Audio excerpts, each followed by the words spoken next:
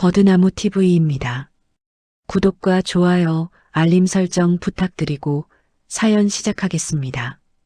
일막상 나래의 침묵. 봄비가 그친 다음 날 묘역은 아직 젖어 있었다. 길가에 진달래는 반쯤 져 있었고 바람이 스칠 때마다 물기를 머금은 흙 냄새가 코끝을 찔렀다. 장남 부부가 먼저 도착했다. 남자는 묘비 앞에 절을 하며 향을 꽂았다. 여자는 그 옆에 서서 휴대폰으로 향연기를 찍고 있었다. 그래도 올해는 우리가 제일 먼저 왔네. 그녀가 말하자 남자는 고개만 끄덕였다. 다들 바쁘겠지. 조금 뒤 멀리서 발자국 소리가 들렸다. 막내딸이 검은 트렌치 코트를 입고 천천히 걸어왔다. 그녀의 손에는 흰 국화 한 다발이 들려 있었다. 눈빛이 잠시 머물다 지나갔다. 오랜만이네. 그래, 오랜만이야. 짧은 인사였지만 오랜 갈등이 뒤섞인 인사였다. 그들의 시선이 교차하는 사이 백구가 산길 아래에서 나타났다. 할머니가 생전에 손수 키우던 개였다. 이제는 나이가 들어 눈가에 흰털이 많았다. 하지만 묘역을 향해 달려오는 모습은 여전히 활기찼다. 백구는 묘비 앞에서 잠시 머물더니 문득 방향을 틀어 묘의 옆자리를 향해 갔다. 그곳에서 흙 냄새를 맡고 갑자기 앞발로 땅을 파기 시작했다. 얘 또 왜 저래? 배우자가 눈살을 찌푸렸다. 비 온 다음이라 냄새에 민감한가 봐. 막내딸이 말했다. 그러나 백구의 행동은 평소와 달랐다. 미친 듯이 흙을 헤집고 땅을 깊게 파고들었다. 지켜보던 세 사람의 얼굴에 불안이 스쳤다. 그만두게 해. 무덤 훼손되면 어쩌려고 그래. 잠깐만! 장남이 손을 들었다. 그는 무릎을 꿇고 백구를 유심히 바라봤다. 백구의 눈빛은 놀랍도록 집중되어 있었다. 마치 그 자리를 정확히 알고 있었다는 듯. 순간 텅하는 금소금이 들렸다. 백구의 발톱이 무언가 단단한 것에 부딪힌 것이다. 흙이 조금 더 벗겨지자 낡은 금속의 모서리가 드러났다. 세 사람은 동시에 숨을 삼켰다. 장남이 조심스레 손으로 흙을 걷어냈다. 안에서 나온 건 녹슨 철제 상자 하나였다. 묘 옆 깊은 땅 속에 누가 일부러 묻은 듯한 각도로 박혀 있었다. 이게 뭐지? 아무도 대답하지 못했다. 바람이 스치며 세 사람의 옷깃을 흔들었다. 백구는 상자 곁에 앉아 조용히 꼬리를 내렸다. 그 순간 누군가의 오래된 한숨 같은 기운이 흙 속에서 스며나왔다. 이막 상자의 무게 꺼내는 일은 생각보다 오래 걸렸다. 묘의 경계석을 건드리지 않으려 조심해야 했고 비에 젖은 흙이 무겁게 달라붙었다. 손끝이 시릴 정도로 파낸 후에야 상자는 땅 위의 모습을 드러냈다. 가로 세로 40cm쯤 되는 낡은 금속 상자. 손잡이는 녹이 슬어 있었고 덮개 가장자리에는 1987이라 새겨진 숫자가 희미하게 남아 있었다. 관리인 불러야겠어. 배우자가 말했다. 하지만 장남은 고개를 저었다. 잠깐만! 어머니 관련된 거면 우리가 먼저 확인하는 게 순서야. 그 말에 막내딸은 고개를 끄덕였다. 묘역 위로 햇빛이 잠시 스며들었다. 그 빛이 상자 표면의 녹을 반짝이게 했다. 세 사람 모두 숨을 죽였다. 장남의 머릿속에는 오래전의 기억이 떠올랐다. 병상에 누워있던 할머니가 마지막으로 했던 말. 이 땅엔 내 비밀 하나 묻혀 있다. 그걸 내가 꺼내게 될 거야. 그때 그는 웃으며 농담이죠? 라고 했었다. 하지만 지금은 농담이 아니었다. 막내딸이 흙 묻은 손으로 상자를 만졌다. 가볍네 뭐가 들었을까? 그녀의 목소리는 설렘과 두려움이 섞여 있었다. 열지 말고 집에 가져가자. 배우자가 단호히 말했다. 괜히 문제되면 지금 열어보자. 장남이 말을 끊었다. 그의 목소리는 굳게 닫힌 금속 뚜껑처럼 단단했다.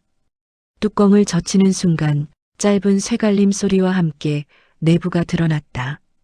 봉투 몇 장, 낡은 반지, 그리고 손바닥만 한 카세트 테이프 한 개. 편지인가 봐. 막내딸이 말했다. 봉투 겉에는 한 줄의 글씨가 있었다. 성묘온 날 함께 읽을 것. 백구가 낮게 짖었다. 그 울음은 무겁지 않았지만 묘역의 공기를 완전히 바꿔놓았다. 산막. 편지의 첫 줄. 그들은 묘비 앞 잔디에 나란히 앉았다. 장남이 봉투를 뜯자 오래된 종이의 냄새가 바람에 섞였다. 내가 이 상자를 묻는 이유는 내가 죽은 뒤에 남을 말들이 너무 많을 것 같아서다. 할머니의 글씨였다. 다투지 말고 내가 직접 남긴 말을 들으려무나. 짧은 문장마다 세 사람의 눈빛이 교차했다. 다투지 말라니. 할머니는 우리가 싸울 걸 이미 알았던 거네. 막내딸의 목소리가 떨렸다. 장남은 종이를 계속 읽었다. 내가 남긴 테이프를 듣거라. 거기엔 진실이 있고 내 아버지가 남긴 문서의 행방도 함께 있다. 나는 누구의 편도 아니었다.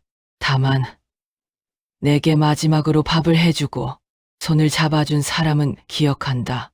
하지만 고마움과 권리는 다른 말이다. 배우자가 고개를 떨궜다. 그녀는 요양원 문제로 가장 많이 싸웠던 사람이다. 할머니가 생전 마지막으로 본 얼굴이 자신이었다. 장남은 편지를 접으며 말했다. 이건 단순한 유언이 아니야. 우릴 불러낸 이유가 있겠지? 그는 상자 속 테이프를 들어 올렸다. 라벨엔 겨울 마지막 녹음이라 적혀 있었다. 백구가 다시 짖었다. 그 소리는 시작의 신호처럼 들렸다. 사막. 재생 버튼. 집으로 돌아온 밤, 세 사람은 거실 탁자 위에 상자를 올려두었다. 테이프를 재생하기 전까지 아무도 말을 하지 않았다. 버튼이 눌리며 찰칵하는 소리가 나자 잡음이 방 안을 가득 채웠다. 그리고 이내 익숙한 목소리가 흘러나왔다.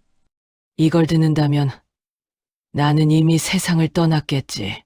미안하다. 그리고 부탁한다. 내 아버지가 남긴 문서, 그걸 찾거라. 목소리는 약간 떨리고 숨이 차 있었다. 위임장은 조작됐다. 인감도 서명도 내가 한 게 아니다. 누가 내 통장을 손댔는지 나는 안다. 하지만 이름은 말하지 않겠다. 그 대신 증거를 남긴다. 벽장 안 금고에 있다. 장남은 입술을 깨물었다. 막내딸이 조용히 말했다. 그럼 가족 중 누군가가 한 거야? 배우자는 입을 다물었다. 테이프의 마지막엔 이런 말이 있었다. 이 말을 들은 사람 중 하나는 분명 죄책감을 느낄 것이다. 그 마음이 여의를 다시 한 자리에 앉을 것이다. 내가 바란 건 그거 하나다.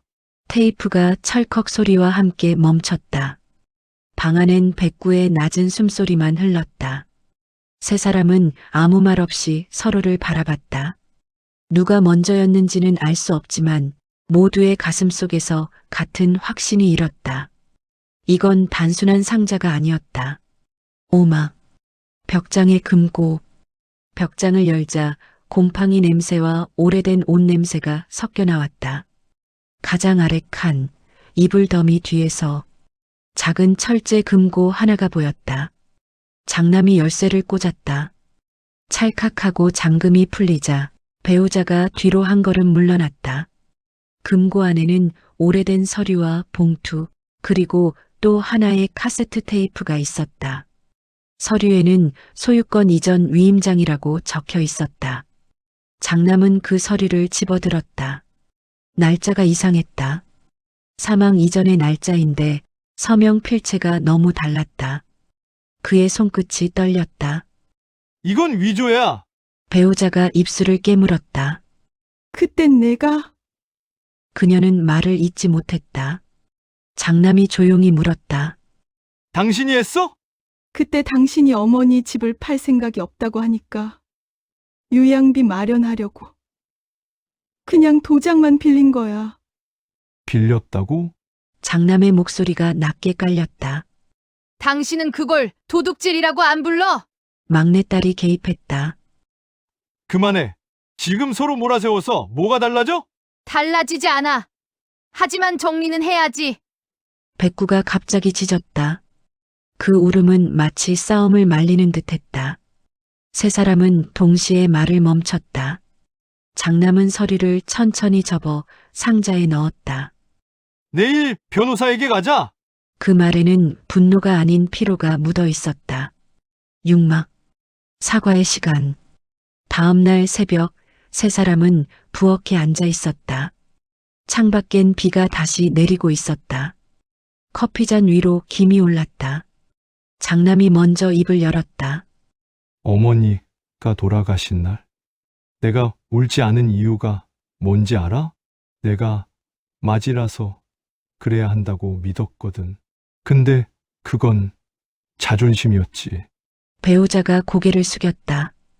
난 당신이 무책임하다고 생각했어. 그래서 내가 대신 결정하려고 했던 거야. 그게 효도인 줄 알았는데 결국 내 욕심이었어. 막내딸이 한참을 침묵하다 말했다. 난 두 사람 다 미웠어. 특히 오빠, 어머니 곁에 늘 있었던 것처럼 말하지만 사실은 늘 도망쳤잖아. 장남이 조용히 대답했다. 맞아. 인정해. 그 대답은 짧았지만 무겁게 떨어졌다.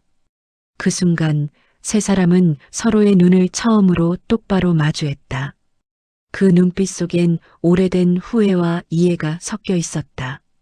백구가 테이블 밑에서 몸을 웅크리고 있었다. 장남이 손을 내밀자 백구가 그 손에 코를 비볐다. 그래. 다 지나가야지. 그날 새벽 세 사람은 반지를 탁자 위에 올려두고 서로의 손등을 덮었다. 말은 없었지만 그 손 위로 오래된 감정이 천천히 녹아내렸다. 칠막, 다시 묘로. 며칠 후 그들은 다시 산소로 향했다.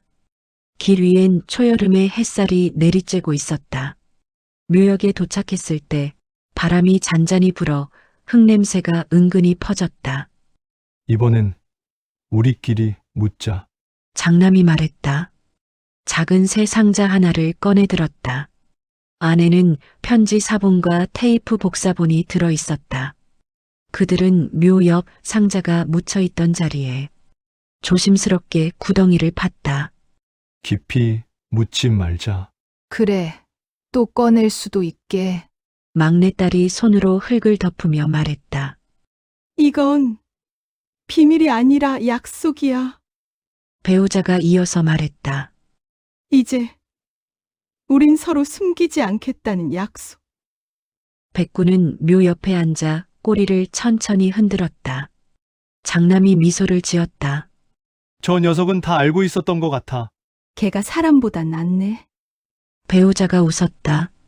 세 사람은 할머니에게 술 한 잔을 올리고 오래 묵은 묵내를 드렸다. 그들의 그림자가 한 줄로 겹쳐졌다. 8막 마지막 장면. 집으로 돌아온 저녁 거실엔 더 이상 긴장감이 없었다. 대신 묘한 평온이 흘렀다. 장남은 서류 봉투를 꺼내 불을 붙였다.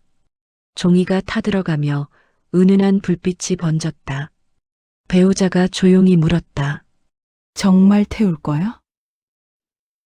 응. 남겨둘 이유가 없어. 이건 이제 우리를 묶는 게 아니라 풀어주는 거니까. 막내딸이 조용히 말했다. 할머니가 이런 걸 바라셨겠지. 결국 우리가 마주 앉는 걸. 불빛이 점점 작아지고 남은 재가 흩날릴 때 백구가 현관 앞에서 조용히 울었다. 그 울음은 이별이 아니라 안도의 소리였다. 그날 밤 세 사람은 한 식탁에서 늦은 밤술을 나눴다. 잔을 부딪히며 장남이 말했다. 이제 우리 가끔 보자. 싸우더라도 배우자가 웃었다. 그래. 싸워도 좋으니까 도망치지만 말자. 막내딸이 덧붙였다. 그리고 걔밥은 내가 줘. 모두 웃었다. 웃음소리 사이로 할머니의 목소리가 들리는 듯 했다. 그래. 그게 가족이지. 창밖엔 달빛이 고요히 비쳤다. 무덤 아래에 다시 묻힌 건 비밀이 아니라 화해였다. 그리고 그 위에 피어오르는 건 아주 평범한 삶의 냄새였다.